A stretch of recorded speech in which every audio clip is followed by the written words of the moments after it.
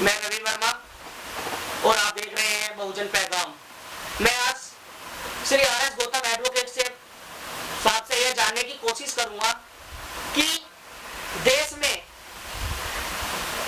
बहुजनों की संख्या 85% से ज्यादा है, फिर भी राज्य में और केंद्र में बहुजनों की सरकार क्यों नहीं बन पाई। यदि आप बहुजन पैगाम को हर बहुजन तक पहुंचाना चाहते हैं तो चैनल को सब्सक्राइब करें, फॉलो करें, लाइक करें, शेयर करें। गौतम साहब। मिस्टर वर्मा, जो आपने प्रश्न किया है बहुत ही संजीदा प्रश्न है और आप ही नहीं, देश का हर नागरिक जो बहुजन समाज से ताल्लुक रखता है वो जानना चाहता है कि हमारी इस देश में आबादी 85% से ज़्यादा है, लेकिन फिर भी किसी राज्य में अथवा केंद्र में सरकार क्यों नहीं बन पाती। इस संदर्भ में जो मेरी सोच है और जो परिणाम पूरे देश भर से आ रहे हैं पिछले समय से, उनको ध्यान में रखते हुए मैं बताना चाहूँगा कि देखिए, दो तरह की संस्थाएं चल रही हैं। एक तो राजनीतिक संस्थाएं, जिनको राजनीतिक पार्टी भी कह सकते हैं, दूसरी सामाजिक संस्थाएं लगातार चलती रहती हैं। तो बहुजनों की राजनीतिक पार्टियां कई हैं, समाजवादी पार्टी के रूप में, बहुजन समाज पार्टी के रूप में, RLD के रूप में, RJD के रूप में, आदि आदि हर स्टेट में है। तो मुख्य कारण ये है कि जो बहुजनों के राजनीतिक दल हैं वो उनकी एक सोच नहीं बन पा रही है, वो एक स्थान पर नहीं आ पा रहे हैं, जिसकी वजह से ये मुख्य कारण है कि बहुजनों की सरकार नहीं बन पा रही है। दूसरा कारण ये कि जो सामाजिक संगठन है, चाहे SC/ST के लोगों ने बनाए हों, चाहे OBC के लोगों ने बनाए हों, चाहे माइनॉरिटी के लोगों ने बनाए हों, वो भी अपने ढर्रे पर अलग अलग चल रहे हैं। इसलिए इनमें जब तक सामंजस्य क्रिएट नहीं किया जाएगा तब तक बहुजन समाज की सरकार न तो राज्य में बन सकती है और न ही केंद्र में बन सकती है। इसके लिए करना क्या होगा, जो सामाजिक संस्थाएं चल रही हैं उनको आपस में तालमेल बिठाना होगा और वो आपस में, क्योंकि उद्देश्य लगभग सबका एक ही है, और आपस में उनका तालमेल हो जाएगा, उनमें मजबूती आ जाएगी और देश का बहुजन एकजुट हो जाएगा, तो राजनीतिक पार्टियां जिनके नेता बहुजन समाज के नेता हैं उन पर भी इसका असर पड़ेगा। बहुजन समाज के लोग हैं पूरे देश भर में, वोट देते हैं और वोट किसी गैर को नहीं देते, वो बहुजन समाज के नेताओं को, उनकी पार्टियों को वोट देते हैं, लेकिन वो वोट इधर उधर डिस्ट्रीब्यूट हो जाता, बट जाता है, वो एक जगह नहीं पड़ पाता, एक मुश्त होकर के सरकार नहीं बन पाती।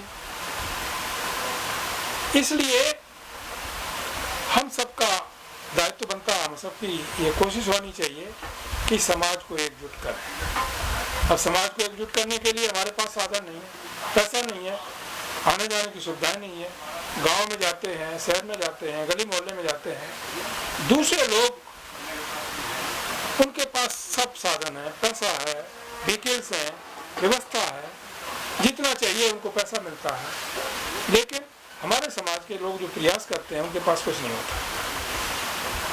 एक सोशल कार्यक्रम करें छोटा से छोटा तो भी कम से कम 50,000 रुपया खर्च हो जाता है। 50,000 रुपये कहाँ से आए? कोई भी बहुजनों का राजनीतिक दल 1 रुपया देने को तैयार नहीं, कभी नहीं दिया, न देते हैं। इसके साथ साथ वो फिर भी कोशिश करके समाज से अरेंज करके प्रोग्राम करते हैं, लेकिन इससे काम नहीं चलेगा। आज के समय में मीडिया काम सबसे आवश्यक है। आप जानते हैं कि बीजेपी का मीडिया आज पूरे देश में छाया हुआ है, जो रात दिन उनका प्रचार करता है, और वो प्रचार का रिजल्ट ये है, झूठा ही प्रचार करता है, झूठी इंफॉर्मेशन देता है, लेकिन प्रचार तो करता है, पाखंडवाद को फैलाता है, उससे हमारे समाज के लोग भ्रमित होते हैं, उनके समाज के लोग पढ़ते हैं। हमारे समाज के लोग कावड़ उठाने में, देवी देवताओं की पूजा करने में व्यस्त रहते हैं। उनके लोग हैं पढ़ाई की तरफ ध्यान देते हैं, शिक्षा की तरफ ध्यान देते हैं। हमारा ऐसा कोई चैनल या मीडिया नहीं है पूरे देश में जो शिक्षा की तरफ उन्हें आकर्षित कर सके और इस पाखंडवादी व्यवस्था से मुक्ति दिला सके। मैं आपको बताना चाहूँगा कि पिछले करीब 1-1.5 साल से बहुजन पैगाम देश में काम कर रहा है। जो लोग देखते हैं बहुत अच्छा कमेंट करते हैं और एप्रिशिएट करते हैं, उत्साहवर्धन भी करते हैं। सबकी एक आशा बन गई है कि बहुजन पैगाम देश में और बहुजनों के हित में चलना चाहिए, देश हित में चलना चाहिए, बंद नहीं होना चाहिए। लेकिन हम सबके सामने जो समस्या है वो यही है कि जब तक फाइनेंस की एक मजबूत व्यवस्था नहीं होगी, चैनल नहीं चल पाएगा उस तरीके से। इसलिए यहाँ पर हम लोग मात खाते हैं, लेकिन फिर भी किसी तरीके से व्यवस्था करके हम चैनल को चला रहे हैं। जो देश भर से मैसेज आते हैं उनको भी एक दूसरे में शेयर करते हैं। ऐसा नहीं है कि जो हम कहते हैं वो मेरे ही व्यूज होते हैं, नहीं, वो हमारे व्यूज नहीं होते। जो पूरे देश भर से व्यूज आते हैं उनके भी उसमें सम्मिलित व्यूज होते हैं।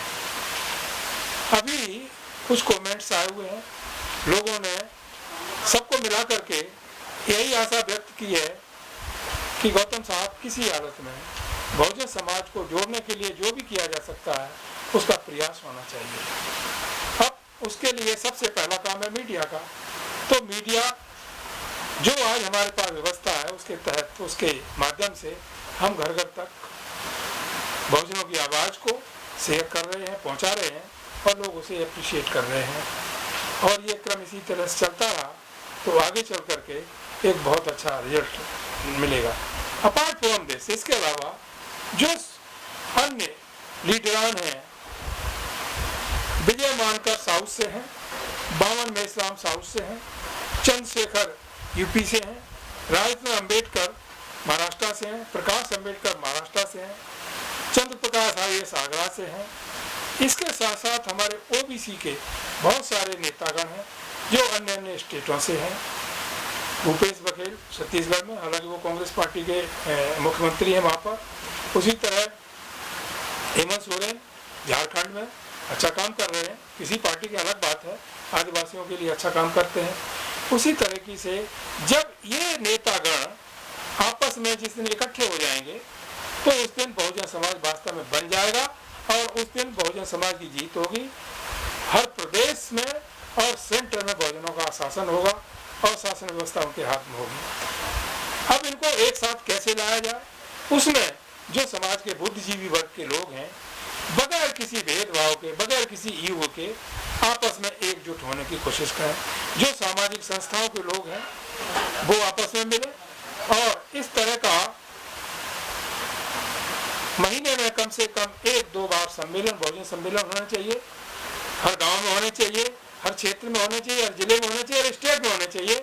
और सबसे बड़ा बहुजनों का महासम्मेलन दिल्ली में होना चाहिए, जिसमें हर राज्य से, हर जिले से प्रतिनिधि, चाहे 2 आए, 10 आए, 50 आए, 500 आए, आने चाहिए।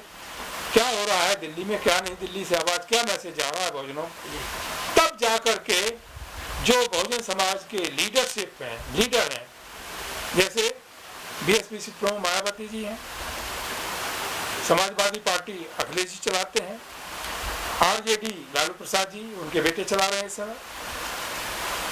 इसके अलावा भूपेश बघेल हैं, हेमंत सोरेन हैं और भी बहुत सारे संगठन हैं ओबीसी समाज के, माइनॉरिटी समाज के भी इसी तरह से हैं। इन सबको इकट्ठा करने के लिए जगह जगह बहुजन सम्मेलनों का आयोजन करना अति आवश्यक है। मैं देशवासियों से अपील करता हूं, जो मुख्य रूप से हमारे बहुजन समाज के लोग हैं, सफरर हैं, कि आज देश भी खतरे में है और संविधान भी खतरे में है, लोगों के संवैधानिक अधिकार भी खतरे में है।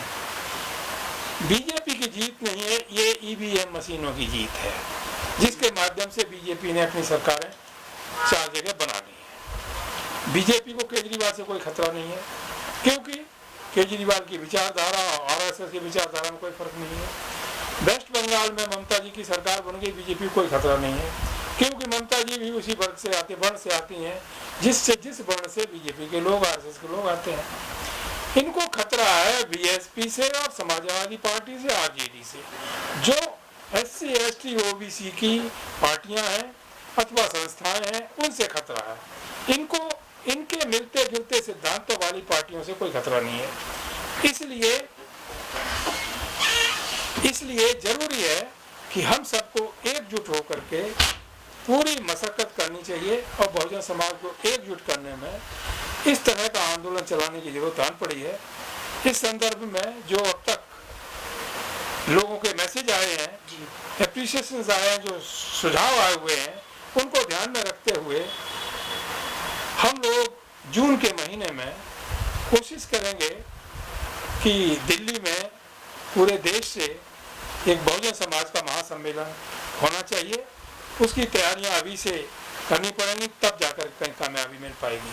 क्योंकि जो बहुजन समाज के नेतागण हैं, जो लीडर्स हैं, टॉप लीडर्स हैं, वो आज अपने अलावा किसी की बात सुनना नहीं चाहते। अपनी बात करते हैं, केवल अपने से किसी को सुप्रीम नहीं समझते।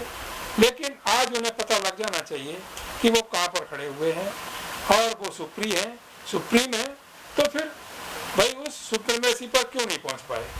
तो ये बहुत सारी बातें हैं, सब पर न जा करके मैं आज इतना ही कहता हूं कि जल्द ही जून के महीने तक कोई डेट निश्चित करके, जैसा कि बहुजन समाज के लोगों की पूरे देश भर से राय होगी, उसको ध्यान में रखते हुए एक सम्मेलन का आयोजन किया जाएगा और उसमें आगे का रूपरेखा तैयार की जाएगी।